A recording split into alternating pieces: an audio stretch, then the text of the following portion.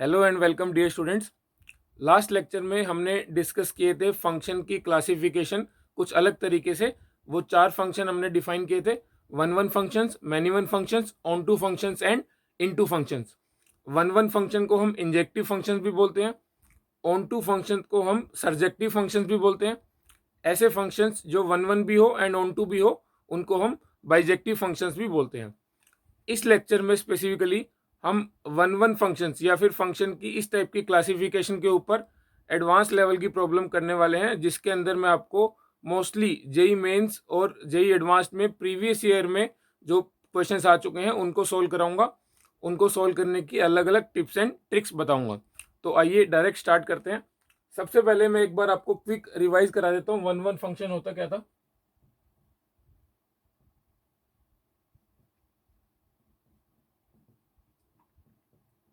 देखो, one one functions वो होते थे जिसके अंदर कोडोमेन वाले सेट के हर एलिमेंट की ज्यादा से ज्यादा एक प्री इमेज हो।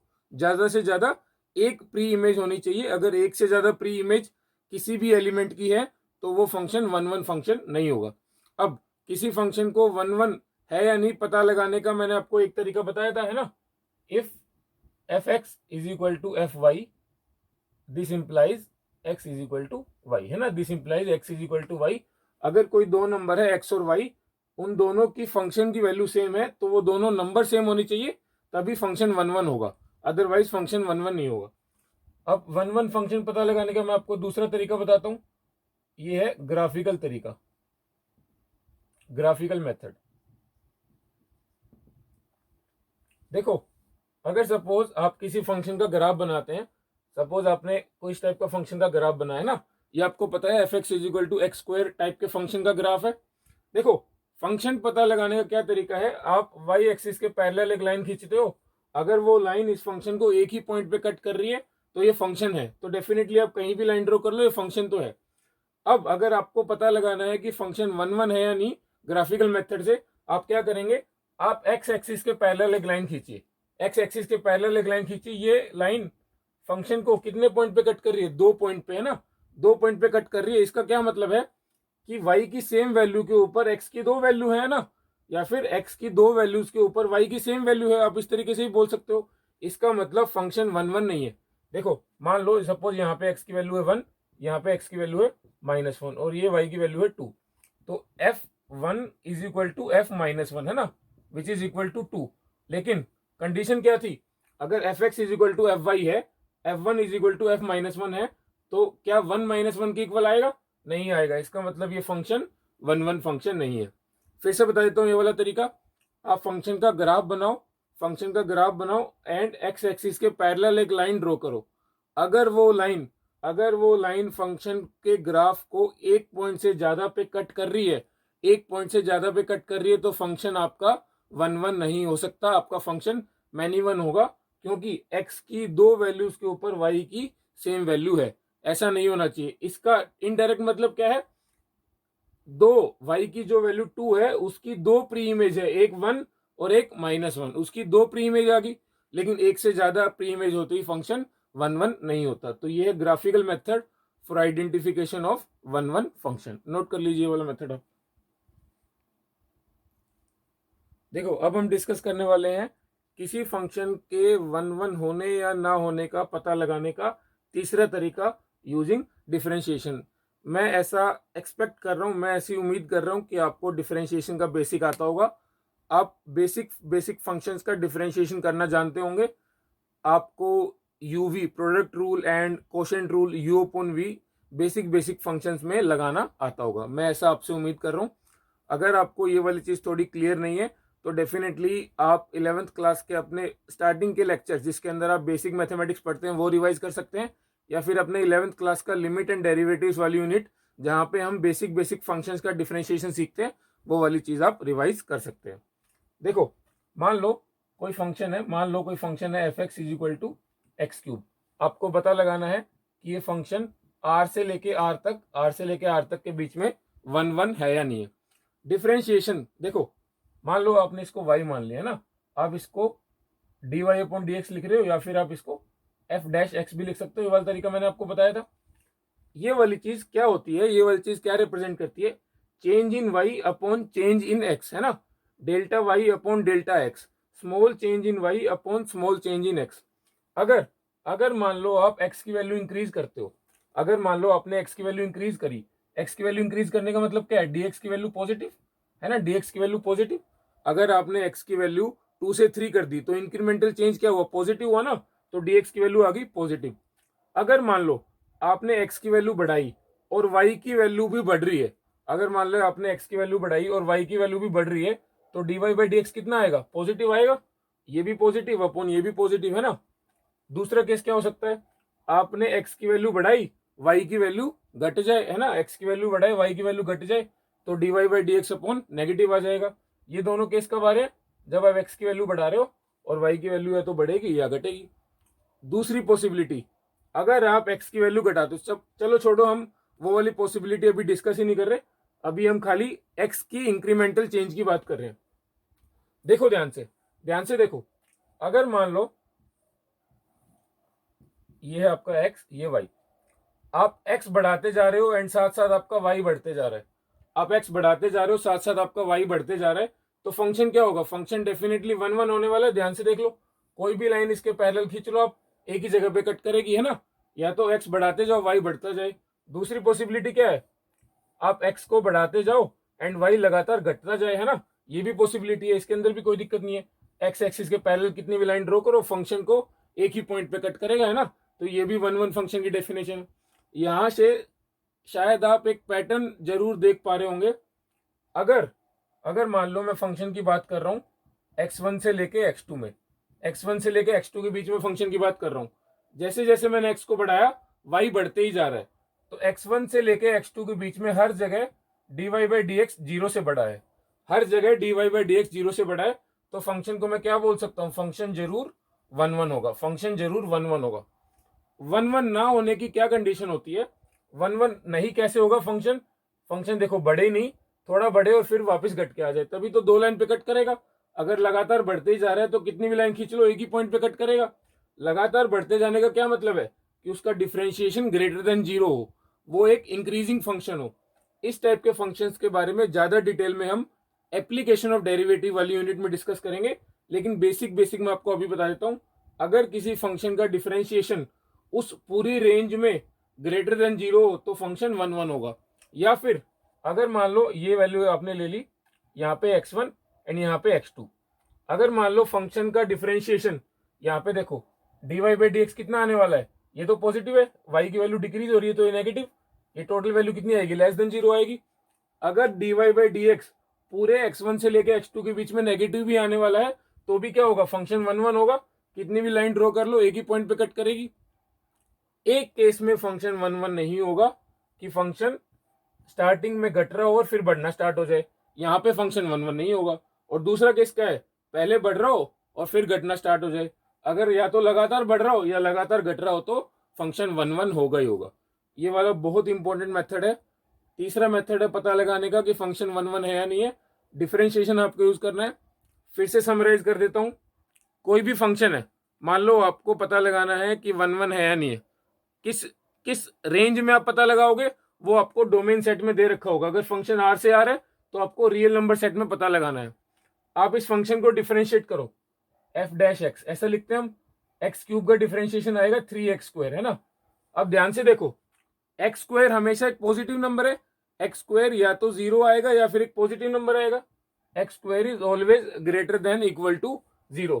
तो ये वाला फंक्शन हमेशा इंक्रीजिंग फंक्शन है, आपको एक्स क्यूब का ग्राफ भी पता है, हमेशा एक इंक्रीजिंग फंक्शन है।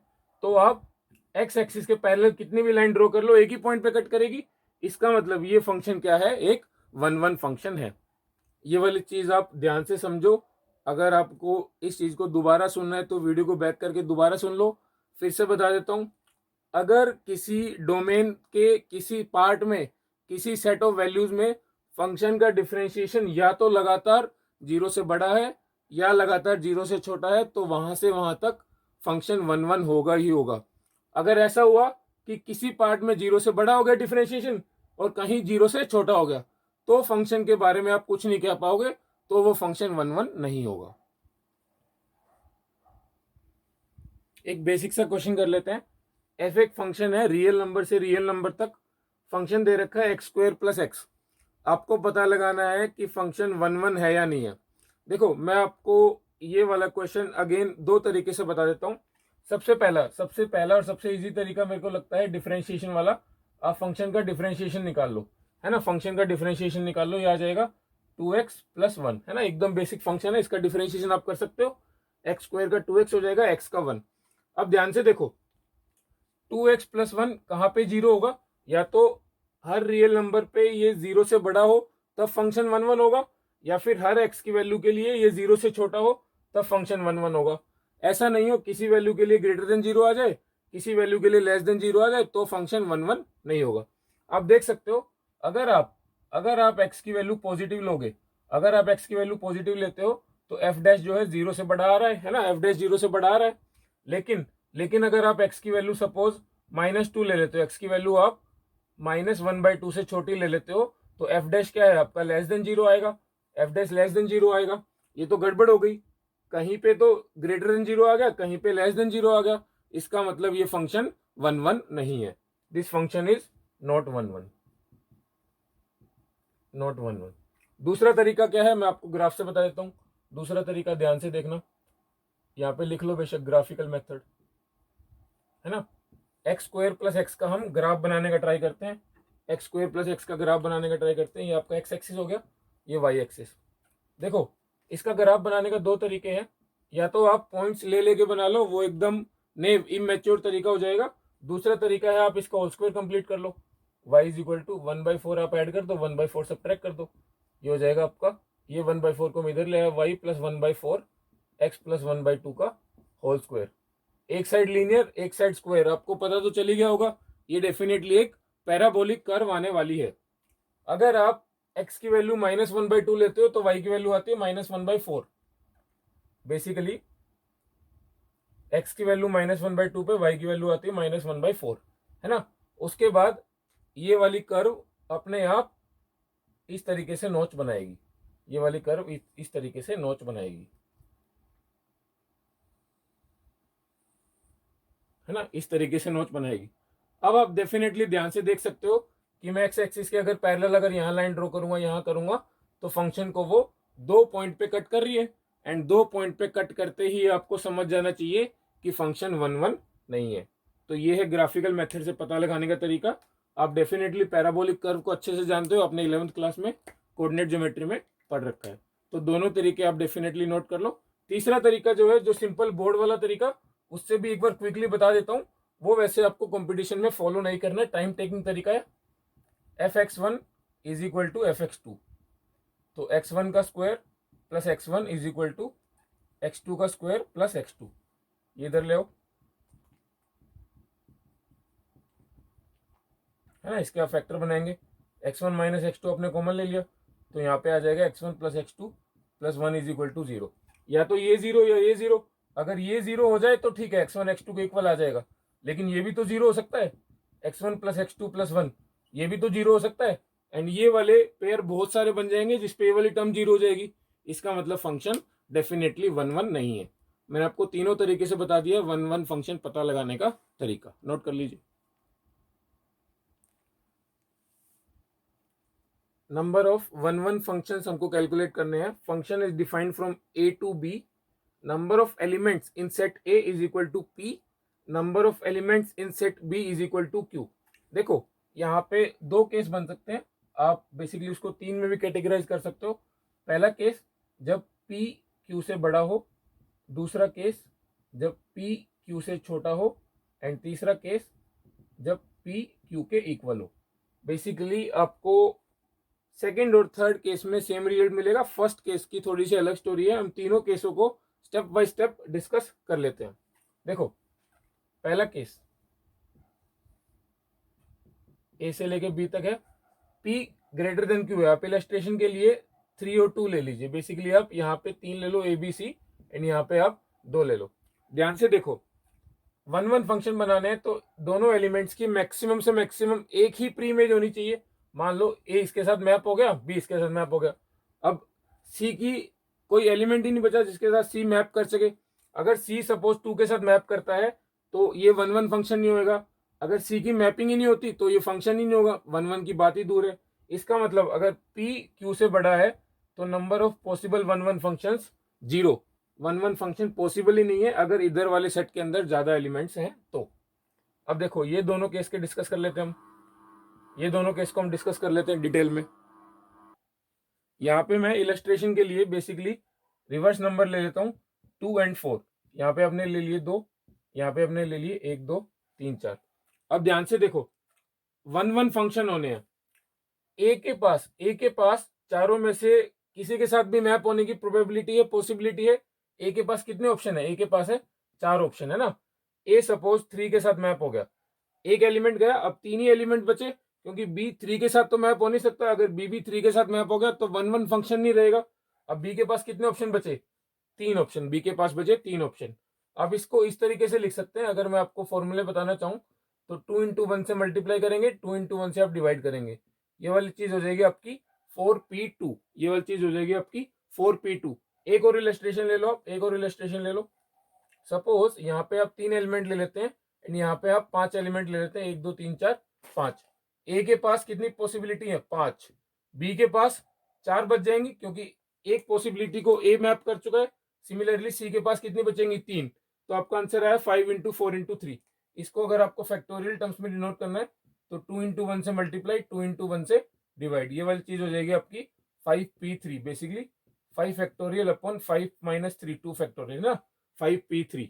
तो इन दोनों केसेस के अंदर, दोनों केसेस के अंदर number of total possible 1 1 functions कितने आएंगे, बेसिकली आपके क्यू पी पी। ये वाला जो कैपिटल पी है वो आपका परमुटेशन का साइन, एंड ये जो स्मॉल पी है number of elements in set ए, ये आएगा आपका करेक्ट आंसर।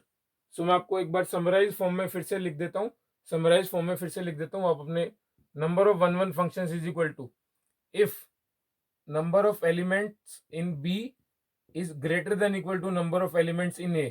तो आपके कितने आएंगे total functions, number of elements in B permuted with number of elements in A। अगर मान लो ये केस नहीं है तो NB is less than NA आएगा, NB is less than A आएगा, तो वहां पे आपके आएंगे टोटल 1 1 फंक्शन 0। ये वाली चीज आप अपने नोटबुक में नोट कर लो, इंपॉर्टेंट फॉर्मूला मार्क कर लेना। रिसेंटली जेई एडवांस 2018 में भी इसके ऊपर सवाल पूछा गया था, वो सवाल मैं आपको कराने वाला हूं। उससे पहले मैं आपको number of onto functions कैसे निकालते हैं वो और बता देता हूं, ये वाली चीज नोट कर लीजिए। ये है formula number of onto functions निकालने का। ऑन टू फंक्शंस एक बार मैं आपको बता देता हूँ, वो फंक्शन होते हैं जिसके अंदर codomain set is equal to range set. Indirectly ऐसा होता है कि को डोमेन सेट का कोई भी एलिमेंट ऐसा नहीं हो जिसकी कोई प्री इमेज ना हो। सपोज एफ एक फंक्शन है ए से लेके बी तक, number of elements in set A M, number of elements in set B is equal to N. तो number of onto function का फॉर्मूला होता है सिग्मा आर की वैल्यू 1 से लेके एन तक minus 1 raise to power n minus r, n C r, r raise to power m. ये formula कैसे आया मैं आपको थोड़ी सी हिंट दे देता हूँ, इसका एक्चुअल प्रूफ हमारे सिलेबस के स्कोप के बाहर है। आपने सेट थ्योरी में प्रिंसिपल ऑफ इंक्लूजन एक्सक्लूजन थोड़ा बहुत शायद पढ़ा होगा, मैं एक बार आपको हिंट दे देता हूँ। जैसे आप एक चीज सोचो, ए यूनियन बी का फॉर्मूला कितना होता है, ए यूनियन बी का फॉर्मूला होता है आप ए और बी दोनों को इंडिविजुअली ऐड करते हो, फिर उनका कॉमन पार्ट सब्ट्रैक्ट कर देते हो, है ना, दोनों का कॉमन पार्ट सब्ट्रैक्ट कर देते हो। सिमिलरली अगर मान लो आपको 3 का निकालना है, 3 का यूनियन निकालना है, तो आप क्या करते हो, पहले तीनों को इंडिविजुअली ऐड करते हो, तीनों को इंडिविजुअली ऐड करते हो, फिर जो तीनों के कॉमन पार्ट है उनको सब्ट्रैक्ट कर देते हो, pairwise A intersection C minus n of A intersection sorry B intersection C. अब आपको तीनों का कॉमन वाला पार्ट वापस से ऐड करना पड़ता है क्योंकि वो हर जगह से माइनस हो चुका होता है। ध्यान से देखो आपको शायद पैटर्न समझ आएगा। यहाँ पे तीनों प्लस प्लस प्लस, पहली वैल्यू आएगी आपकी प्लस, फिर तीनों माइनस, फिर तीनों minus, alternate plus minus sign इसी की वजह से आएगा। आप आर की वैल्यू 1 2 3 रखोगे, पहले एक बार प्लस आएगा फिर माइनस आएगा और फिर तीसरा नंबर फिर से प्लस आएगा। इसका टेंटेटिव आइडिया ये है, मैं आपको थोड़ी सी हिंट और दे देता हूं। देखो अगर मान लो आपको ऑन टू फंक्शन निकालने हैं, यहाँ पे है 1 2 3 4 5, यहाँ पे है 1 2 3। देखो आपने टोटल नंबर ऑफ फंक्शंस यहाँ से यहाँ तक निकाल दिए। टोटल नंबर ऑफ फंक्शन कितने आएंगे? इस नंबर के पास कितनी पॉसिबिलिटी है? 3 पॉसिबिलिटी। इसके पास भी 3, इसके पास भी 3, इसके पास भी 3। तीनों के पास, पांचों के पास 3 3 पॉसिबिलिटी है। टोटल नंबर ऑफ फंक्शन हो गए ये। अब लेकिन इसमें से आप वो वाली पॉसिबिलिटी घटा दोगे जब खाली 1 छूट गया हो। 1 छूट गया हो इसका मतलब सारे या तो 2 में पेयर हो गए हो या 3 में पेयर हो गए हो। वो वाले केसेस कितने आएंगे? 3 में से आपने एक को चूज कर लिया, या तो 1 छूट गया या 2 छूट गया, 3 छूट गया। उसके केसेस कितने आएंगे? सारे एलिमेंट दो दो से पेयर हो गए। देखो ये वाली चीज का पैटर्न बनता हुआ दिखेगा। उसके बाद आपने वो वाले केस भी डबल घटा दिए जहां पे 3 नहीं है, तो वो आपको ऐड करना पड़ेगा। 3 में से 2 एंड 1 की पावर 5, ये आपको वापस ऐड करना पड़ेगा। तो ये आएंगे आपके टोटल नंबर ऑफ 1 1 फंक्शंस। आप तब तक इस सीक्वेंस को चलाते रहेंगे जब तक ये वाली वैल्यू n तक अचीव ना हो जाए, जब तक यहाँ पे 3C3 ना आ जाए, है ना। तो ये वाला फॉर्मूला आप इस तरीके से भी सोच सकते हैं। अगर आपको ये वाले फॉर्मूले का डेरिवेशन या कंसेप्ट समझ नहीं आ रहा तो आप इसको स्किप कर सकते हैं, डायरेक्ट फॉर्मूला याद कर लो। अदरवाइज अगर आपको फॉर्मूला भी याद नहीं हो रहा तो भी मैं number of onto functions निकालने का एक और तरीका आपको बताने वाला हूं आगे वाले 2 3 क्वेश्चंस की हेल्प से। ये वाला क्वेश्चन नोट कर लो जब तक। देखो डियर स्टूडेंट्स, एक क्वेश्चन लिखा हुआ है आपकी स्क्रीन के ऊपर। एक्स एक सेट है जिसके अंदर 5 एलिमेंट है, 1 2 3 4 5। वाई एक सेट है जिसके अंदर 6 एलिमेंट है, A B C D E F. एक फंक्शन डिफाइन किया एक्स से लेके वाई तक। आपको पता लगाना है ये सारी चीजें, जिसके अंदर से पहली चीज मैं आपको पढ़ देता हूँ। Find the total number of functions. आपको एक्स से लेके वाई तक total number of possible functions बताने हैं। देखो सारे पार्ट हम थोड़ा सा अंडरस्टैंडिंग के साथ समझ के करेंगे। 1 2 3 4 5 A B C D E F. देखो आपको टोटल नंबर ऑफ फंक्शन बताने हैं तो आप मैक्सिमम पॉसिबिलिटीज काउंट करोगे। 1 जो 1 एलिमेंट है उसके पास कितनी अपॉर्चुनिटीज है? वो 6 एलिमेंट के साथ मैपिंग कर सकता है, 6 एलिमेंट के साथ पेयरिंग कर सकता है। सिमिलरली 2 के पास भी कितने ऑप्शन है? 6। 3 के पास भी 6, 4 के पास भी 6 एंड 5 के पास भी 6। तो ये आगे total number of function 6 raised to power 5। आप इसका फॉर्मूला भी याद कर सकते हैं, ये होता है n raised to power m। n क्या है? Number of elements in this set. m क्या है? Number of elements in this set. Total number of functions हो गए। 1 1 फंक्शंस की बात कर लेते हैं। 1 1 फंक्शंस का मैंने आपको डायरेक्ट फॉर्मूला बताया था, वो क्या था? npm। यहाँ पे n कितना है? 6। n यहाँ पे 6 है, 6p5, 6p5। एक बार फिर से बता देता हूँ 1 1 फंक्शन इतने कैसे आए। देखो 1 के पास कितनी पॉसिबिलिटीज है मैप होने की? 6। 1 के पास पॉसिबिलिटीज है 6। लेकिन सपोज मान लो 1 बी के साथ मैप हो गया।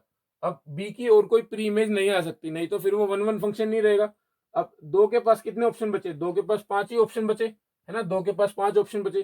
सिमिलरली 3 के पास 4 बचेंगे, 4 के पास 3 बचेंगे एंड 5 के पास 2 बचेंगे। ये आएंगे आपके टोटल नंबर ऑफ 1 1 फंक्शन। अगर आप इसको सिंप्लीफाई करोगे तो ये आंसर आएगा। मैनी वन फंक्शन क्या होगा? ऐसे फंक्शन जो 1 1 नहीं है। तो n की पावर m, n की पावर m बेसिकली क्या है? 6 की पावर 5। 6 की पावर 5 में से आप 6 फैक्टोरियल घटा दो, ये वाली चीज 6 फैक्टोरियल है ना। तो ये हो गया आपके many one function. Constant function की बात कर लेते हैं।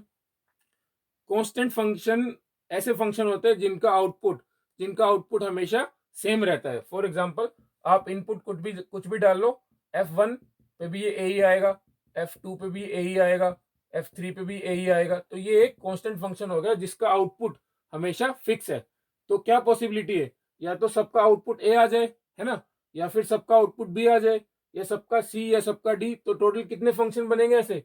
टोटल खाली 6 फंक्शन बनेंगे। या तो सबका आउटपुट ए आ जाए, F x is equal to A पहला function, F x is equal to B दूसरा फंक्शन। इस तरीके से 6 फंक्शन बनेंगे मैक्सिमम, है ना। तो कांस्टेंट फंक्शन आ गए 6। ऑन टू फंक्शन की बात कर लेते हैं। ध्यान से देखो, इधर वाली जो साइड है वहां पे 5 एलिमेंट है, इधर वाली जो साइड है वहां पे 5 एलिमेंट है। अगर मान लो सबकी मैक्सिमम एक एक के साथ मैपिंग हो भी गई, सबकी मान लो एक एक के साथ मैपिंग हो भी गई, तो भी एक एलिमेंट तो कम से कम यहाँ पे बचेगा जिसकी कोई मैपिंग नहीं होगी। क्योंकि इधर वाले फंक्शन की इधर वाले किसी एलिमेंट की 2 मैपिंग तो हो नहीं सकती, नहीं तो फिर ये फंक्शन ही नहीं रहेगा। मैक्सिमम क्या है? 5 एलिमेंट से मैपिंग कर सकते हैं। एक एलिमेंट तो तब भी ऐसा बचेगा जिसकी कोई प्री इमेज ना आए। और ऐसा फंक्शन क्या होता है? ऐसा फंक्शन इनटू फंक्शन होता है, ऑन टू फंक्शन नहीं होता। तो इसका मतलब एक्स से लेके वाई तक ऑन टू फंक्शन आ ही नहीं सकते, पॉसिबिलिटी ही नहीं है। ऑन टू फंक्शन आएंगे 0, क्योंकि ऐसा हो ही नहीं सकता कि यहाँ पे कोई एलिमेंट ना बचे जिसकी प्री इमेज आ जाए, कोई एलिमेंट ना बचे जिसकी प्री इमेज आ जाए, है ना। इनटू जो फंक्शन ऑन टू नहीं होते वो इनटू हो जाते हैं, तो टोटल फंक्शन कितने थे 6⁻5 माइनस 0, ये कितना आ जाएगा 6⁻5। तो ये था आपको एक बहुत ही सिंपल सा क्वेश्चन जिसके अंदर हमने total number of functions 1 1 many 1 onto into functions निकाले हैं। नोट कर लीजिए। देखिए नेक्स्ट क्वेश्चन है नंबर ऑफ फंक्शंस के ऊपर। Find the number of surjections from A to B.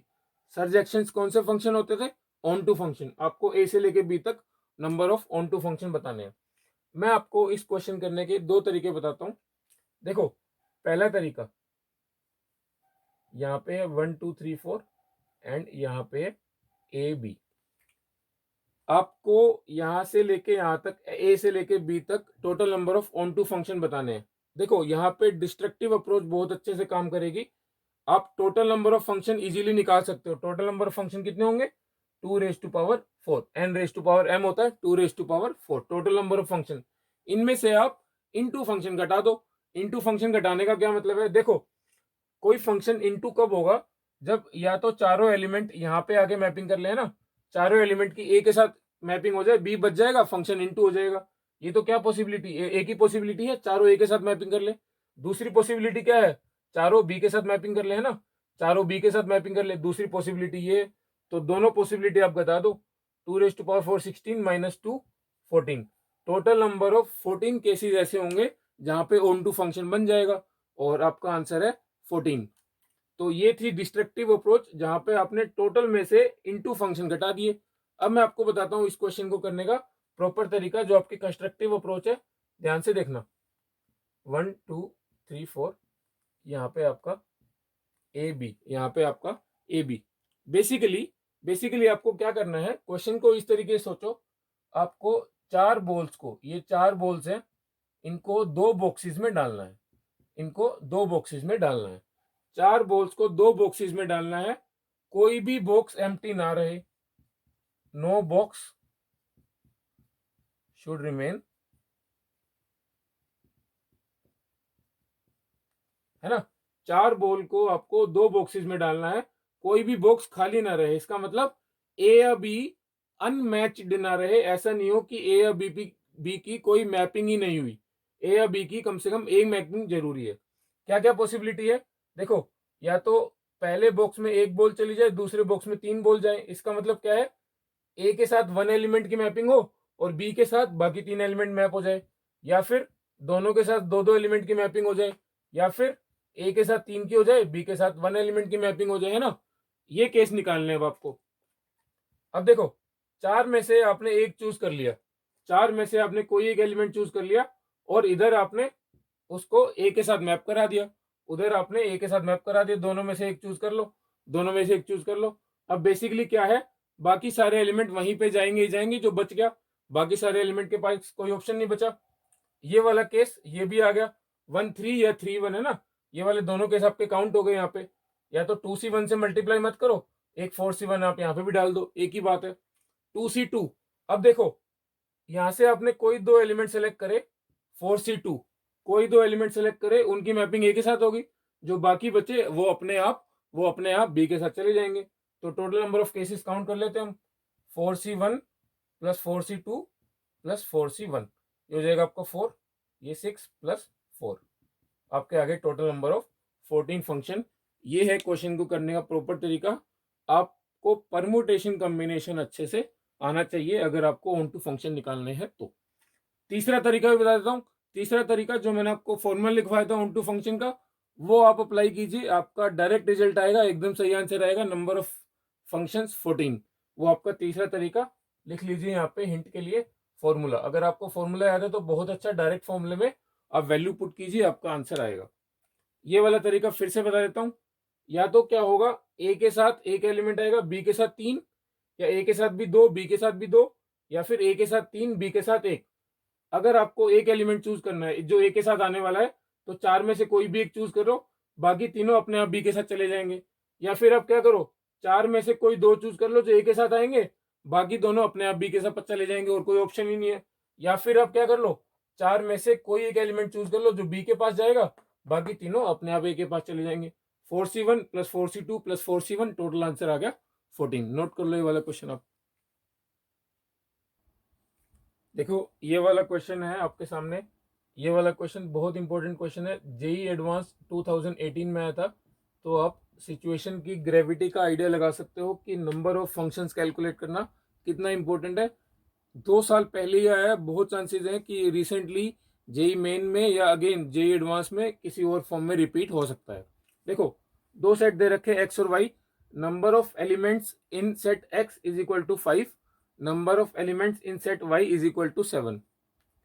एक फंक्शन डिफाइन किया एफ एक्स से y, alpha is the number of one one functions in this function.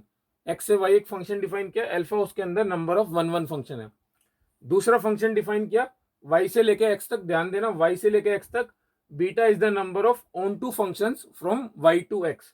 आपको beta minus alpha upon 5 factorial की value बतानी है।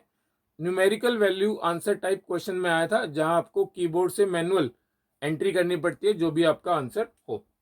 एक बार video को pause करो, ट्राई करो आप इस क्वेश्चन को खुद सोल्व कर सकते हो या नहीं, फिर मैं आपको इस क्वेश्चन को सोल्व करने के 2 तरीके बताता हूँ। देखो करते हैं सॉल्यूशन। सबसे पहली चीज अल्फा निकाल लेते हैं। अल्फा तो बहुत आसान है, अल्फा बहुत आसान है। एक्स से लेके वाई तक number of one one function निकालने हैं। Number of one one function direct कितना आ जाएगा 7p5, ये तो फॉर्मूला ही होता है 7 factorial upon 2 factorial, 7 factorial upon 2 factorial, direct formula है। आपको वन वन फंक्शन का फॉर्मूला याद होना चाहिए, NPM। n जो है y के अंदर नंबर ऑफ एलिमेंट्स, m जो है x के अंदर नंबर ऑफ एलिमेंट्स, 7p5। अब देखो बीटा निकालने के आपके पास 2 तरीके हैं। पहला तरीका आप डायरेक्ट फॉर्मूला यूज कर लो, जो मैंने आपको लिखवाया हुआ है। डायरेक्ट फॉर्मूला यूज कर लो, NCR सिग्मा वाला फॉर्मूला डायरेक्ट यूज कर सकते हो। वो फॉर्मूला मैं रीडर्स के ऊपर छोड़ देता हूँ, व्यूअर्स के ऊपर छोड़ देता हूँ। डायरेक्ट फॉर्मूला अप्लाई करो, आपका आंसर आएगा। दूसरा तरीका जो थोड़ा सा टेक्निकल तरीका है, वो मैं आपको बता देता हूँ, जिस तरीके से हम यूजुअली क्वेश्चंस को सोल्व करते आए हैं। देखो y से लेके x तक इधर 60 एलिमेंट है आपके, 1 2 3 4 5 6 7, और इधर x 1 2 3 4 5, इधर आपके 5 एलिमेंट है। आपको total number of onto function बताना y से लेके x तक। ये वही वाली चीज होगी, 7 बॉल्स को आपको 5 बॉक्सेस में डालना है ना, 7 बॉल्स को आपको 5 बॉक्सेस में डालना है। कोई भी बॉक्स एम्प्टी नहीं रहना चाहिए। अगर यहाँ पे कोई बॉक्स एम्प्टी रह गया तो फंक्शन इनटू बन जाएगा, ऑन टू नहीं रहेगा। कोई भी बॉक्स एम्प्टी ना रहे। देखो क्या पॉसिबिलिटीज है, या तो ये पॉसिबिलिटी है कि किसी 4 बॉक्सेस में एक एक बॉल आ जाए, एक बॉक्स में 3 बॉल आए, या फिर क्या पॉसिबिलिटी है 3 बॉक्सेस में एक एक बॉल, 2 बॉक्सेस में 2 बॉल। और कोई तो पॉसिबिलिटी है ही नहीं, आप सारे जुगाड़ लगा लो, इसके अलावा और कोई पॉसिबिलिटी नहीं बनेगी। अब ध्यान से देखो, इस वाले अप्रोच के कितने मेथड है, इस वाले अप्रोच के कितने फंक्शन बनेंगे, ये हम निकाल सकते हैं। 7 में से आप बेसिकली कोई 3 चूज करो, 7 में से कोई 3 चूज करो जो इनमें से किसी एक में जाएगी, है ना। 7 में से आपने कोई 3 चूज कर ली जो इनमें से जाएगी। अब देखो जो आपने 3 बॉल चूज करी, मान लो आपने ये 3 बॉल चूज कर ली है ना, ये जाने वाली 2 के अंदर, तो ये 1 यूनिट हो गई, 2 unit, 3 unit, 4 unit, 5 unit. 5 unit है, पांचों में से कोई भी आपस में एक दूसरे में स्विच कर सकती है। उनको अरेंज करने के कितने तरीके, 5 फैक्टोरियल। तो इस वाली कंडीशन के कितने केसेस आ गए, 7c3 इंटू 5 फैक्टोरियल। इस वाली कंडीशन के केस गिन लेते हैं। देखो पहले तो आप 7 में से कोई 2 चूज करो। आपने ये वाली 2 चूज कर ली है ना, ये वाली 2 चूज कर ली कि ये वाली किसी एक में जाएंगी। उसके बाद आप जो बची 5, उनमें से भी 2 चूज कर लो, ये वाली है ना, और बाकी तीनों एक में जाएंगी जाएंगी। अब टोटल यूनिट कितनी है, 1 यूनिट, 2 यूनिट, 3 4 5, 5 यूनिट है। 5 फैक्टोरियल से मल्टीप्लाई कर दिया। लेकिन आपको यहाँ पे 2 फैक्टोरियल एक एक्स्ट्रा से डिवाइड करना पड़ेगा, क्योंकि 2 यूनिट ऐसी हैं जिनके अंदर सेम नंबर ऑफ एलिमेंट्स हैं। तो आप पहले ये चूज करो या पहले ये चूज करो, वो डबल केस काउंट हो गए, इसलिए हमने 2 फैक्टोरियल से डिवाइड किया। यहाँ पे भी वो केस काउंट हो रहे हैं, लेकिन 1 फैक्टोरियल की पावर कितनी भी डिवाइड कर दो कुछ फर्क नहीं पड़ता, इसीलिए हमने यहाँ पे डिवाइड नहीं किया। यहाँ पे डिवाइड करना पड़ा क्योंकि 2 केस रिपीट हो रहे हैं। रिपीटिशन में आपको पता है कि आप 2 फैक्टोरियल से डिवाइड करते हो। एक एग्जांपल देता हूँ, मान लो आपके पास एक वर्ड है स्मॉल, आपको इसके total number of possible combination बताने हैं। आप क्या करोगे, 5 फैक्टोरियल डिवाइडेड बाई 2 फैक्टोरियल, ये 2 फैक्टोरियल क्यों किया, क्योंकि ये दोनों एल सेम है, ये दोनों एल सेम है, ये दोनों 2 यहाँ पे सेम है, इसीलिए आपने 2 फैक्टोरियल से डिवाइड किया। तो ये आ गया आपके टोटल। इन दोनों को अगर आप ऐड कर दोगे तो ये आ जाएगा आपका बीटा की वैल्यू, अल्फा आपने निकाल ही रखा है, तो beta minus alpha upon 5 factorial calculate कर लेते हैं। इसके बाद शायद आप कैलकुलेट कर लोगे 5 फैक्टोरियल यहाँ से भी कॉमन आ रहा है, यहाँ से भी कॉमन आ रहा है, और 5 फैक्टोरियल से आपको डिवाइड भी करना है फाइनल आंसर में। अब मैं आपको आंसर बताता हूँ, आपका आंसर आना चाहिए 119। यहाँ से अगर आप कैलकुलेशन ठीक करोगे, इसको ऐड करना प्लस इसको, ही हो जाएगा आपका बेटा, इसमें से आप अल्फा घटा देना, जो भी आंसर आएगा उसको 5 फैक्टोरियल से आपको डिवाइड करना, आपका आंसर आएगा 119। बहुत इंपॉर्टेंट क्वेश्चन, जेई एडवांस 2018 में आ चुका है। आई होप आपको समझ आया होगा। मैंने आपको ऑन टू फंक्शन निकालने के दोनों तरीके बता दिए। पहला तरीका जो है आपका डायरेक्ट फॉर्मूला बेस, दूसरा तरीका आपका फंडू तरीका, जहां पे आपको परम्यूटेशन कम्बिनेशन की नॉलेज होनी चाहिए। अगर आपको पहला तरीका, पहला फॉर्मूला याद ना आए एग्जाम के टाइम पे, तो ये वाला तरीके से आप क्वेश्चन जरूर कर पाओ। मैं आपको रेकमेंड करूंगा कि ऑन टू फंक्शन बहुत इंपॉर्टेंट फंक्शन है, बहुत ज्यादा चांसेस हैं कि फिर से भी रिपीट हो सकता है। आप इसका फॉर्मूला याद कर लो, आप इसका बेटर है कि फॉर्मूला याद कर लो, नोट कर लो इस क्वेश्चन को। देखो स्टूडेंट्स, आपके सामने एक क्वेश्चन लिखा हुआ है। ये वाला क्वेश्चन जेई पूछ चुका है एक बार, आई थिंक 2003 या 4 में AI ट्रिपली में आया था।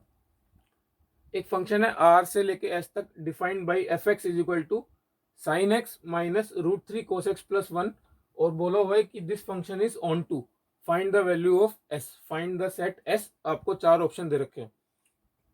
देखो, अगर फंक्शन ऑन टू है, फंक्शन ऑन टू है, तो क्या कंडीशन है कि जो फंक्शन का कोडोमेन है, जो फंक्शन का कोडोमेन है वो फंक्शन की रेंज के इक्वल होना चाहिए, वो फंक्शन की रेंज के इक्वल होना चाहिए। आपको ये फंक्शन का सेट एस निकालना है, बेसिकली कोडोमेन निकालना है। अगर फंक्शन ऑन टू है, हम रेंज निकाल देते हैं, रेंज ऑटोमेटिकली कोडोमेन के बराबर होता है, एस सेट आ जाएगा।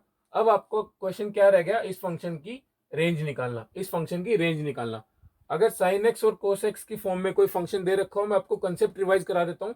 अगर मान लो आपके पास कुछ इस टाइप का फंक्शन दे रखा हो, A sine X plus minus A sine X plus minus B cos X, तो उस फंक्शन की रेंज होती है, उस फंक्शन की रेंज होती है plus minus A square plus B square, plus minus A square plus B square. Range का मतलब क्या है, minus A square plus B square से लेके प्लस का A square plus B square तक, ये वाली रेंज होती है। अगर लीनियर साइन एक्स और कोस एक्स की पावर है, तो ये होती है इस फंक्शन की रेंज। यहां से हम निकाल सकते हैं sign x minus √3 cos x. यहाँ पे ए क्या है आपका, ए दे रखा है 1, बी है माइनस √3, तो इस फंक्शन की रेंज कितनी आएगी, 1 का स्क्वायर प्लस माइनस √3 का स्क्वायर, माइनस √3 का स्क्वायर कितना हो जाएगा 3, 1 का स्क्वायर 1, इसका आपको स्क्वायर रूट लेना है, ये वैल्यू आ गई 4 का स्क्वायर रूट 2, है ना।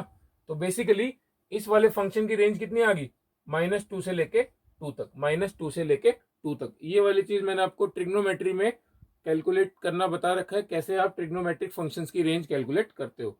तो इस फंक्शन की वैल्यू, खाली इसकी वैल्यू आ गई -2 से 2। अब आप दोनों साइड 1 1 ऐड कर दो, ये हो जाएगा -1 से 3, है ना, -1 से 3। इसका मतलब एफ एक्स की रेंज -1 से 3 आ सकती है। आप ध्यान से देखो, किसी ऑप्शन में दे रखा है, ऑप्शन नंबर ए आपका करेक्ट है, जहां पे आपको दे रखा है फंक्शन की रेंज है -1 से लेके 3 तक। तो आई थिंक एकदम सिंपल क्वेश्चन था, जेई बहुत सिंपल क्वेश्चन पूछता है। आपको इस एक्सप्रेशन की रेंज निकालनी आनी चाहिए, 1 ऐड करना, दोनों साइड 1 ऐड कर दो, -2 के अंदर 1 ऐड करोगे -1, 2 के अंदर 1 ऐड करोगे 3, तो ये होगी इस पूरे फंक्शन की रेंज एफ एक्स की, -1 से लेके 3 तक। आपको ऑन टू निकालना था, आपने रेंज निकाल दी, रेंज अपने आप कोडोमेन के बराबर होगी, आपको कोडोमेन सेट बताना था, ये आ गया -1 से लेके 3 तक। नोट कर लो इसको। एक सिंपल सा क्वेश्चन आपकी स्क्रीन के ऊपर, f x is equal to 2x plus sine x, f जो है रियल नंबर से रियल नंबर तक डिफाइंड है। ये वाला क्वेश्चन भी जेई में एक बार आ चुका है। आपको बताना है कि कौन सा ऑप्शन करेक्ट है, फंक्शन 1 1 ऑन टू है, 1 1 इन टू है, या फिर मैनी 1 ऑन टू है, या फिर नन ऑफ द अबव, चारों में से कोई ऑप्शन ठीक नहीं है। देखो, फंक्शन 1 1 है या नहीं पता लगाने का हमारे पास 3 तरीके हैं वैसे तो। आप x1 fx1 is equal to fx2 ले लो, x1 is equal to x2 आ रहा है या नहीं देख लो। वो तरीका थोड़ा सा टफ होगा, क्योंकि यहाँ पे साइन भी है और एल्जेब्रिक फंक्शन भी है। या फिर आप इस फंक्शन का ग्राफ बना लो।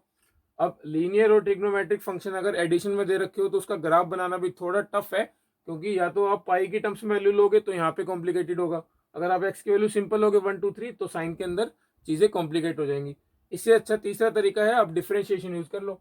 हम क्या है फंक्शन को डिफरेंशिएट कर देते हैं, f dash is equal to 2x का डिफरेंशिएशन 2 साइन एक्स का differentiation cos x, sine x का डिफरेंशिएशन कोस एक्स। अब आपको ये पता लगाना है ये वाली चीज पूरे रियल नंबर सेट में या तो हमेशा ग्रेटर देन 0 हो या हमेशा लेस देन 0 हो, तो फंक्शन हो जाएगा 1 1।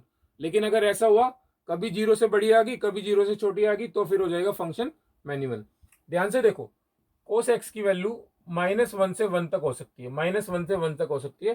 तो एफ डैश की वैल्यू कितनी आएगी, एफ डैश की वैल्यू बेसिकली 1 से लेके 3 तक आ सकती है। एफ डैश की वैल्यू 1 से लेके 3 तक आ सकती है। 1 से लेके 3 तक सारी वैल्यूज हमेशा 0 से बड़ी होगी। आप कोस एक्स की वैल्यू कुछ भी ले लो, ये वाला फंक्शन का डिफरेंशिएशन जो है कभी कभी भी 0 से कम, 0 या उससे कम आ ही नहीं सकता। F dash is always greater then 0। अगर F dash always greater then 0 है इसका मतलब फंक्शन क्या है, फंक्शन एक इंक्रीजिंग फंक्शन है। इस टाइप का फंक्शन का ग्राफ दिखेगा आपको। एंड इस टाइप का फंक्शन हमेशा 1 1 फंक्शन होता है, क्योंकि आप कोई भी लाइन पैरेलल एक्सिस से ड्रॉ करो तो इस फंक्शन को एक ही पॉइंट पे कट करेगी। तो फंक्शन 1 1 तो हो गया, ये वाला ऑप्शन आपका गलत हो गया है ना, ये वाला ऑप्शन भी गलत हो गया, ये वाला भी ऑप्शन गलत हो गया, क्योंकि 1 1 होगा या तो ऑन टू होगा या इन टू होगा, और तो कोई पॉसिबिलिटी है ही नहीं। अब क्या करते हैं हम फंक्शन की रेंज कैलकुलेट कर लेते हैं। ध्यान से देखो, ध्यान से देखो, फंक्शन हमेशा इंक्रीजिंग है। अगर आप x की वैल्यू -इन्फिनिटी ले लोगे तो फंक्शन की वैल्यू -इन्फिनिटी आ जाएगी। अगर आप x की वैल्यू +इन्फिनिटी ले लोगे तो +इन्फिनिटी आ जाएगी, क्योंकि साइन एक्स का क्या रोल है, साइन एक्स की तो -1 से 1 तक की वैल्यू होती है। इसके अंदर अगर आप इन्फिनिटी ऐड करोगे सब्ट्रैक्ट करोगे तो कुछ फर्क नहीं पड़ेगा। तो फंक्शन की वैल्यू डेफिनेटली -इन्फिनिटी से इन्फिनिटी तक आ सकती है। तो ये है आपकी फंक्शन की रेंज। फंक्शन की रेंज क्या है, ऑल रियल नंबर, और फंक्शन का कोडोमेन भी दे रखा है ऑल रियल नंबर। तो फंक्शन हो गया आपका ऑन टू, फंक्शन हो गया आपका onto. Correct answer is 1 1 and onto. Range निकालने का थोड़ा सा सही तरीका है कि आप पॉइंट्स ले लेके ग्राफ बनाने की ट्राई करो। वैसे आपको डिफरेंशिएशन से आइडिया हो जाएगा कि फंक्शन का डिफरेंशिएशन 0 से बड़ा है तो फंक्शन हमेशा बढ़ते ही जा रहा है, बढ़ते ही जा रहा है। अगर आप x की वैल्यू -इन्फिनिटी लोगे तो ये वाली वैल्यू आएगी -इन्फिनिटी, क्योंकि साइन x तो -1 से 1 तक हो सकता है। इसके अंदर 1 ऐड करोगे सब्ट्रैक्ट करोगे कुछ फर्क नहीं पड़ेगा। इन्फिनिटी पूरा एक सागर है, उसके अंदर एक दो बूंद से कुछ फर्क नहीं पड़ता। सिमिलरली अगर आप x की वैल्यू पॉजिटिव इन्फिनिटी लोगे तो ये वाली वैल्यू इन्फिनिटी आएगी, साइन x की वैल्यू से फर्क नहीं पड़ेगा। तो इसका मतलब फंक्शन की जो रेंज है वो कंप्लीट रियल नंबर सेट आएगी, और वही आपका कोडोमेन सेट दे रखा है। रेंज किसके बराबर होगी, कोडोमेन के बराबर होगी। फंक्शन ऑन टू हो गया, 1 1 पहले ही प्रूव कर लिया था। Option number A is correct. देखिए स्टूडेंट्स, नेक्स्ट क्वेश्चन आपकी स्क्रीन के ऊपर, ये वाला क्वेश्चन भी जेई में पूछा जा चुका है, आईआईटी का सवाल है। एक फंक्शन है 0 से इन्फिनिटी से लेके 0 से इन्फिनिटी। यहाँ पे आपको खास चीज ध्यान देनी है, आपको हमेशा आदत रहती है फंक्शन को आर से लेके आर तक देखने की, तो आप चीजें एज्यूम मत करो। आपको दे रखा है यहाँ पे 0 से इन्फिनिटी मतलब खाली पॉजिटिव नंबर्स की बात कर रहा है। F x is equal to x upon 1 + x function दे दिया आपको, लीनियर अपॉन लीनियर कैटेगरी का फंक्शन है, डायरेक्ट रेशनल फंक्शन है। एफ इज आपको बताना है 1 1 onto 1 1 into many 1 onto या मैनी 1 इंटू। देखो सबसे पहले चेक कर लेते हैं फंक्शन 1 1 है या नहीं है। एक तो तरीका है अपने पास fx1 is equal to fx2 लेके, fx1 is equal to fx2 लेके वो वाला तरीका कर लेते हैं। सिंपल फंक्शन दिख रहा है x1 upon 1 + x1 is equal to x2 upon 1 + x2, cross multiply कर देते हैं। x1 + x1 x2 is equal to x2 + x1 x2, है ना, ये वाली चीज कैंसिल होगी, x1 is equal to x2 आ गया। इसका मतलब फंक्शन 1 1 है, फंक्शन 1 1 है। आपको इससे आगे चेक करने की जरूरत नहीं है। 1 1 फंक्शन को चेक करने का दूसरा तरीका भी मैं साथ साथ बता देता हूँ। दूसरा तरीका देख लो, फंक्शन दे रखा है आपको, इसका डिफरेंशिएशन कर दो। u अपॉन वी रूल है ना, u अपॉन वी रूल, नीचे आता है v का स्क्वायर 1 + x का whole square, v as it is into u का डिफरेंशिएशन, x का differentiation 1 minus u as it is v का डिफरेंशिएशन 1 + x का डिफरेंशिएशन 1। ये कितना आ जाएगा, x से x कैंसिल हो जाएगा, 1 अपॉन 1 + x का होल स्क्वायर। अब आप देख सकते हो, देखो ये वाली टर्म को है रियल नंबर का स्क्वायर, ये वाली टर्म हमेशा 0 से बड़ी आएगी। 1 अपॉन पॉजिटिव नंबर, एक पॉजिटिव नंबर रहेगा। f dash is always greater then 0। आपका आंसर क्या आ गया, f dash is always greater then 0। इसका मतलब क्या है, फंक्शन हमेशा इंक्रीजिंग फंक्शन है, डेफिनेटली फंक्शन 1 1 तो है ही है। तो आपके ऑप्शन नंबर सी और डी तो रिजेक्ट हो गए। हमने दोनों तरीकों से पता लगा लिया कि फंक्शन 1 1 तो है ही। अब पता लगाते हैं फंक्शन ऑन टू है या इन टू है। उसके लिए क्या करना पड़ेगा, फंक्शन की रेंज निकालनी पड़ेगी। देखो रेंज निकालने का सिंपल तरीका मैंने आपको बताया लीनियर का, y is equal to x upon one plus x, y के इक्वल ले लो, क्रॉस मल्टीप्लाई करो, y plus y x is equal to x, y plus y x is equal to x. यहाँ से x की value निकाल सकते हैं, y x sorry x minus x y is equal to y. अगर आप इसको x की वैल्यू निकालेंगे तो आएगी y upon one minus y, y upon one minus y. ध्यान से देखो, जो इस फंक्शन का डोमेन होगा, जो इस फंक्शन का डोमेन होगा वहां से क्या आएगा, y की वैल्यूज आएंगी, है ना, y की वैल्यूज आएंगी। और y की वैल्यूज ही आपका क्या होता है, y की वैल्यूज ही आपकी रेंज होती है, y की वैल्यूज ही आपकी रेंज होती है। तो यहां से देखो one minus y should not equal to zero, बस इसके डोमेन में यही दिक्कत है, बाकी आप पॉजिटिव नेगेटिव y की वैल्यू लो, कोई दिक्कत नहीं है। तो y की वैल्यू क्या है, बेसिकली वन नहीं आ सकती है ना, y की वैल्यू वन नहीं आ सकती। लेकिन जीरो से इन्फिनिटी के बीच में वन तो है, तो यहां से हम क्या सोच सकते हैं कि y की वैल्यू आएगी माइनस इन्फिनिटी से इन्फिनिटी एक्सेप्ट आप इसमें से हटा दो एक्सेप्ट वन। लेकिन वन भी चला गया तो गड़बड़ होगी ना। अगर आपकी रेंज को डोमेन सेट के बराबर नहीं है, को डोमेन में तो वन एलिमेंट है, जीरो से इन्फिनिटी के बीच में तो वन आएगा, लेकिन यहां से हमने पता लगा लिया कि रेंज में वन नहीं आ सकता। दूसरे तरीके से भी आप देख लो, ये एक पॉजिटिव नंबर है और पॉजिटिव नंबर के अंदर अगर आप वन ऐड करोगे तो one plus x should always be greater than x, है ना, ये वाली वैल्यू इससे हमेशा बड़ी आएगी। तो ये वन तो कभी नहीं आ सकता, ये दोनों बराबर तो कभी नहीं हो सकते, तभी तो वन आएगा। तो इसका मतलब इसकी रेंज में वन नहीं आ सकता, और वन नहीं आ सकता तो रेंज कोडोमेन के बराबर नहीं होगा, इसका मतलब फंक्शन ऑन टू नहीं होगा, फंक्शन आपका इनटू आएगा, वन वन इनटू। ये आपका correct answer option number B, one one into. Question है, एक फंक्शन दे रखा है x square minus two x plus three, function जो है जीरो से थ्री से लेके ए सेट तक डिफाइंड है। Find the set A if f x is onto, f x एक ऑन टू फंक्शन दे रखा है, आपको ए सेट बताना है। देखो ऑन टू फंक्शन का मतलब क्या होता है, codomain is equal to range, codomain दे रखा है आपको सेट ए, इसका मतलब फंक्शन की रेंज भी यही होना चाहिए, फंक्शन की रेंज भी सेट ए ही होना चाहिए। तो हम क्या करते हैं, यहाँ से फंक्शन की रेंज निकाल देते हैं, और जीरो से थ्री के बीच में जो भी फंक्शन की रेंज होगी वो ही आपका सेट ए हो जाएगा। देखना ध्यान से, इस फंक्शन की रेंज निकालनी है हमको, और रेंज भी कहां से कहां तक निकालनी है, जीरो से थ्री तक। आप डोमेन सेट से ही तो रेंज निकालोगे। दो तरीके हैं, या तो आप थोड़ा सा इंटरवल है आप वैल्यूज ले लो, नहीं तो हम यहाँ पे क्या करते हैं, इसको क्वाड्रेटिक के फॉर्मूले से इसकी मिनिमम मैक्सिमम वैल्यू निकाल देते हैं। और क्या करेंगे, x square minus two x plus three, इसकी मिनिमम मैक्सिमम वैल्यू निकालने का क्या तरीका है, आप इसका होल स्क्वायर कंप्लीट कर लो। होल स्क्वायर अगर आप कंप्लीट करोगे, x square minus two x plus one plus two, इसको आप कैसे लिख सकते हो, एक्स माइनस वन का whole square plus two, x minus one का होल स्क्वायर प्लस टू। इस फंक्शन की मिनिमम वैल्यू कितने पे आएगी, इस फंक्शन की मिनिमम वैल्यू आएगी when x is equal to one, जब ये स्क्वायर वाली चीज जीरो हो जाए, क्योंकि अदरवाइज ये जीरो है उससे बड़ी रहेगी। मिनिमम जब आएगी जब ये चीज जीरो हो जाए, जीरो कब होगी, एक्स की वैल्यू वन के ऊपर, और एक्स की वैल्यू वन के ऊपर जीरो से थ्री के बीच में लाई कर रही है, तो फंक्शन की मिनिमम वैल्यू कितनी आ गई, एफ मिनिमम, एफ मिनिमम कितना आ गया, टू, एफ मिनिमम आ गया टू। अब देखो थोड़ा सा ग्राफ से आइडिया ले लेते हैं, एक्स और यहाँ पे एफ एक्स लिख लो या वाई लिख लो, फंक्शन की वैल्यू हमको zero one two three, zero से थ्री के बीच में बतानी है ना, मिनिमम वैल्यू और मैक्सिमम वैल्यू। फंक्शन की मिनिमम वैल्यू टू रहने वाली है, वो भी कहाँ पे, एक्स की वैल्यू वन के ऊपर, एक्स की वैल्यू वन के ऊपर फंक्शन की वैल्यू टू रहने वाली है। और ये क्या है, अपवर्ड ओपनिंग पैराबोला है। देखो जीरो पे कितनी वैल्यू आएगी, जीरो पे इसकी वैल्यू आएगी थ्री, जीरो पे इसकी वैल्यू आएगी थ्री, तो ये आपका पैराबोला कुछ इस तरीके से जाएगा, अपवर्ड ओपनिंग पैराबोला है ना। थ्री पे इसकी वैल्यू कितनी आएगी, nine minus six, nine minus six three, three plus three six, या फिर आप यहां से भी देख सकते हो three minus one two, two का whole square four, four plus two six, three के ऊपर इसकी वैल्यू आएगी सिक्स, थ्री के ऊपर इसकी वैल्यू आएगी सिक्स।